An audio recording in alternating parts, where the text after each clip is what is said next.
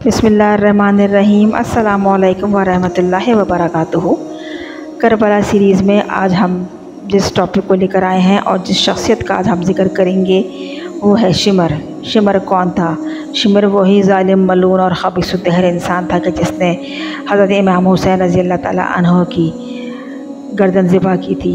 آئیے اس ملعون کے بارے میں کچھ معلومات حاصل کرتے ہیں کہ آخر اس نے ایسا کیوں کیا تھا۔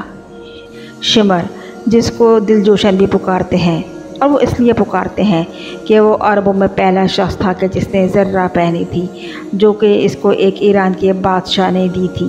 شروع میں تو شمر مولا علی کے ماننے والوں میں سے تھا، لیکن بعد میں وہ ان کے خلاف ہو گیا، اور آپ کو جان کر یہ حیرانی ہوگی کہ شمر تابعین میں سے تھا، اور شمر ہی وہ شخص تھا کہ جس نے 51 ہجری میں صحابی رسول صلی اللہ علیہ وسلم حجر بن عدی رضی اللہ تعالیٰ عنہ پر جھوٹی گواہی لگا کر انہیں گرفتار کروایا تھا۔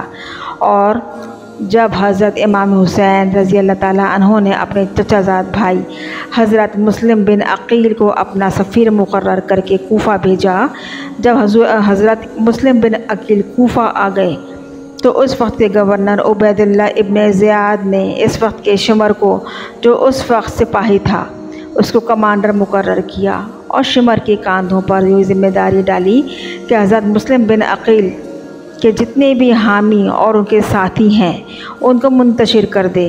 پھر شمر نے تو وہی کیا کیونکہ اس کی فطرت میں شر تھا، جس کے لیے اس نے ابن زیاد سے کمانڈر بنوایا تھا۔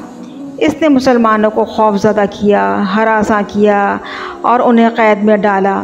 شمر ہی نے حضرت مسلم بن عقیل کے گھر کا محاصرہ کر کے انہیں بھی شہید کر دیا۔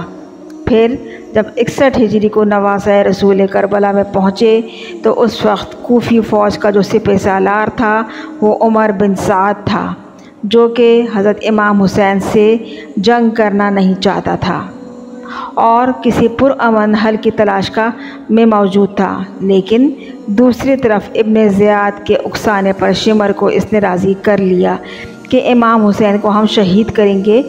اور دوستوں، پھر محرم 61 ہجری کا دن آیا۔ شمر اپنی 4000 فوج کے دستوں کو لے کر عمر بن سعد کے پاس کربلا پہنچا۔ شمر اپنے ساتھیوں کے ساتھ کوفہ کے گورنر ابن زیاد کے ساتھ ایک دھمکی آمیز خط بھی لایا تھا، جو اس نے عمر بن سعد کے حوالے کیا، اور عمر بن سعد اس خط کے مطابق عمل کرنے لگا۔ اس خط میں صاف صاف لکھا تھا کہ یا تو امام حسین رضی اللہ تعالیٰ عنہ بیعت کریں گے یا پھر ان سے جنگ ہوگی، اور جنگ کے لیے شمر کو ہی سپاہیوں کا امیر مقرر کر دیا گیا تھا۔ یہاں پر یہ بات بہت کم لوگ جانتے ہوں گے کہ جس قبیلے سے شمر کا تعلق تھا اسی قبیلے سے حضرت عباس علمدار کا بھی تعلق تھا، یعنی شمر ام النبیین کے ہی قبیلے سے تعلق رکھتا تھا۔ لہٰذا اس نے حضرت عباس کو ایک آفر دی، اور وہ آفر یہ تھی کہ حضرت عباس اور ان کے تینوں بھائیوں کو کربلا کے میدان کو چھوڑ کے چلے جائیں تو ابن زیاد انہیں پناہ دے دے گا۔ جبکہ عباس نے اس امن نامے کو پکڑا اور اس کے 2 ٹکڑے کر کے ہوا میں اچھال دیے، اور شمر سے مخاطب ہو کر کہنے لگے کہ تم کیا چاہتے ہو کہ میں آل رسول صلی اللہ علیہ وسلم کے ساتھ غداری کروں؟ اگر ہمت ہے اور جرت ہے تو تم مجھ سے مقابلہ کرو۔ اور پھر یہی وہ شمر تھا کہ جس نے یوم عاشورہ کے دن حضرت امام حسین اہل بیت سے متعلق احادیث جب بیان کر رہے تھے تو اسی شمر نے ان آیات کو ٹوکا اور کاٹا تھا، جس کا منہ توڑ جواب حضرت حبیب بن مظاہر نے دیا تھا۔ اور یہی وہ وقت تھا کہ جس نے 9 محرم کی رات کو 200 سپاہیوں کے ساتھ خیموں پر حملہ کیا، اور حضرت امام حسین کربلا کے میدان میں مقابلہ کرنے کے لیے آئے تو یہی وہ شمر تھا کہ جس نے اپنی فوج کو حکم دیا کہ یکبارگی سے حملہ کرو، اور یوں ایک ایک کر کے حضرت امام حسین کا مقابلہ ہم نہیں کر پائیں گے۔ تو پوری فوج ایک ساتھ حضرت امام حسین علیہ السلام پر حملہ کرتی رہی۔ بعض روایات میں یہ بھی ہے کہ شمر ہی تھا کہ جس نے حضرت امام حسین رضی اللہ تعالیٰ عنہ کو شہید کیا تھا، اور شہید کرنے کے بعد ان کے جسم مبارک پر گھوڑے دوڑائے تھے۔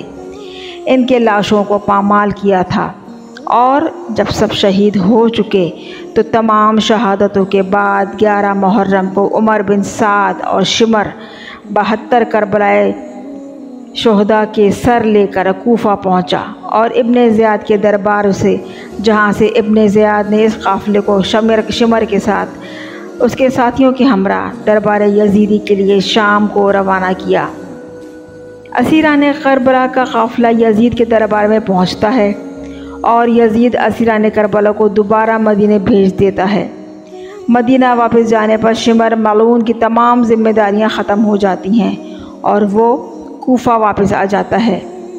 سن 66 ہجری میں مختار ثقفی جب قیام کیا تو شمر نے بھی اس جنگ میں حصہ لیا، اور شمر کو اس جنگ میں بری طریقے سے شکست نصیب ہوئی۔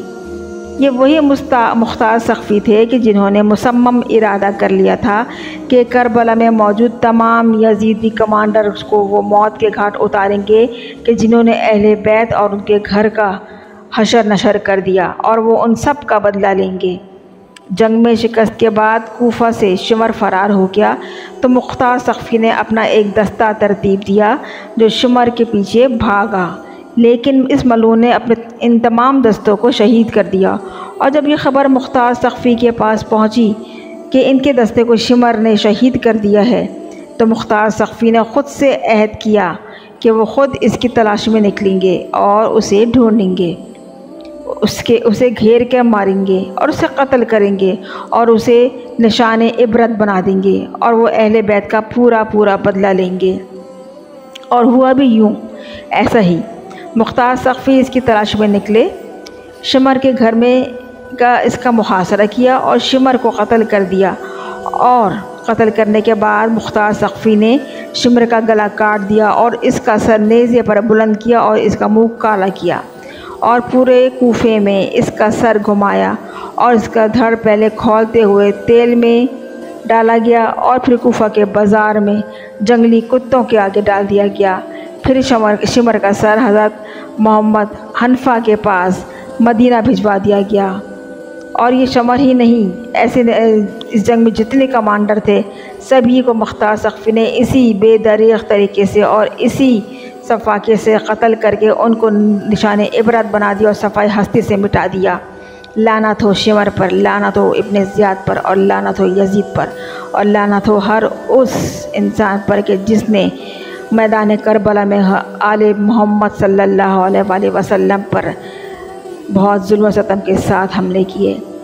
آگے مزید واقعہ کربلا سے جڑی کچھ شخصیات، کچھ واقعات جس میں جو حضرت امام حسین علیہ السلام کے ساتھ بھی تھے اور جو ان کے مخالف تھے، ہر قسم کے بارے میں ہم آپ کے لیے یہ ٹاپک لے کر آئیں گے۔ اگر ویڈیو پسند آئے تو لائک سبسکرائب ضرور کیجیے گا، آپ کی حوصلہ افزائی کی ضرورت ہے۔ شکریہ، جزاک اللہ۔